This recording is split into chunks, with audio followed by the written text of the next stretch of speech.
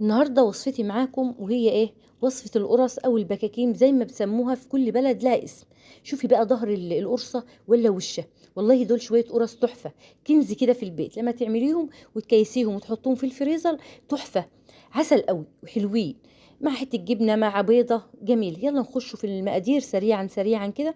معايا كيلو من اللبن الحليب، هنزل بيه ما يكونش رايب. معايا نص كوباية من السكر، ومعايا قطعة من الخميرة البيرة بتاعت الطوابين أو خميرة عادية، ومعايا كيس بودر اللي هو بتاع إيه الحلويات ده، ومعايا معلقتين من الخل.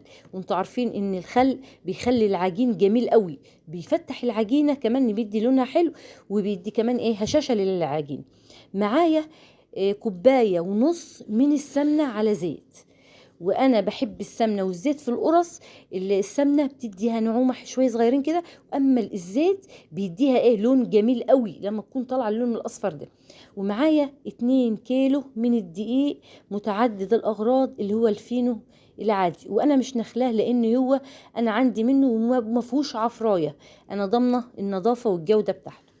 كل ده هلمه مع بعضه في الطبق، ما شاء الله بالسباتيولا بقى بداكي زي ما حضرتك تعملي. ما شاء الله شوية قرص تحفة. يا سلام على الريحة، مالين البيت خير. الشتاء كله عايز معجنات ومخبوزات.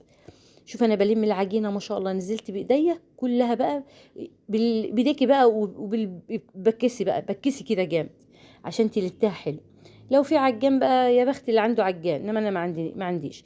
وانا عشان انا واخده هنا، احنا هنا في الارياف واخدين على العجين على طول، وبدون تخمير ولا اي حاجه. خلصت العجينه وهبدا ارش الصينيه دقيق خفيف كده، وتبداي تقطعي القرص مباشر على طول.